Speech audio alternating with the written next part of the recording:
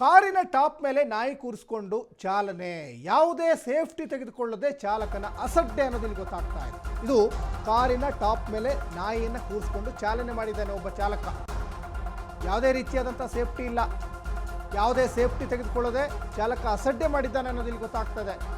ಇನ್ನು 3 ನಾಯಿಗಳನ್ನು ಕೂರಿಸಿ ಅಡ್ಡಾದಿಡ್ಡಿ ಕಾರು ಚಾಲನೆ.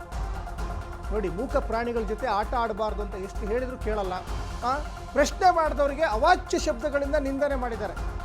ಇಂಥವ್ರನ್ನ ಮೊದಲು ಹಿಡಿದು ಒಳಗಡೆ ಹಾಕಬೇಕು. ಇದು ಬೆಂಗಳೂರಿನ ಕಲ್ಯಾಣ ನಗರ ವ್ಯಾಪ್ತಿಯಲ್ಲಿ ಕಂಡು ಬಂದಂಥ ದೃಶ್ಯ. ನೋಡಿ, ದೃಶ್ಯಗಳಲ್ಲಿ ಗಮನಿಸ್ತಾ ಇದ್ದೀರಾ.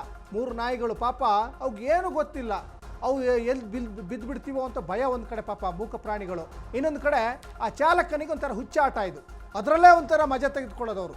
ನಾಯಿಗಳನ್ನ ಮೇಲ್ಗಡೆ ಕೂರಿಸ್ಬಿಟ್ಟು ಏನೋ ಒಂಥರ ದೊಡ್ಡ ಸಾಹಸ ಮಾಡ್ಕೊಳ್ಳೋಕ್ಕೆ.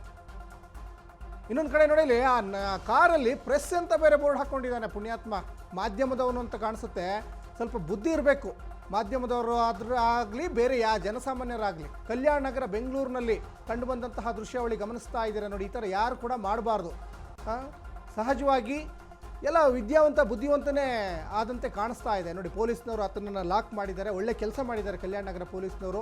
ಪ್ರಶ್ನೆ ಮಾಡಿದವರಿಗೆ ಅವಾಚ್ಯ ಶಬ್ದಗಳಿಂದ ನಿಂದಿಸಿದ್ದಾನೆ ಅನ್ನೋದು ಇಲ್ಲಿ ಗೊತ್ತಾಗ್ತಾ ಇದೆ. ಹೇಳಿ ಕೇಳಿ ಪ್ರೆಸ್ಸಲ್ಲಿ ಕೆಲಸ ಮಾಡಿದ ಪುಣ್ಯಾತ್ಮ. ನೋಡಿ, ದೃಶ್ಯಗಳಲ್ಲಿ ಗಮನಿಸ್ತಾ ಇದ್ದೀರಾ. ನೋಡಿ, ಅದನ್ನು ನಾವು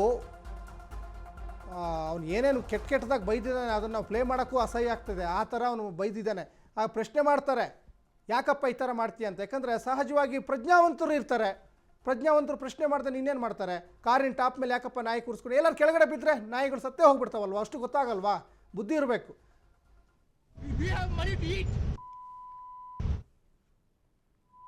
Okay. All right, sorry.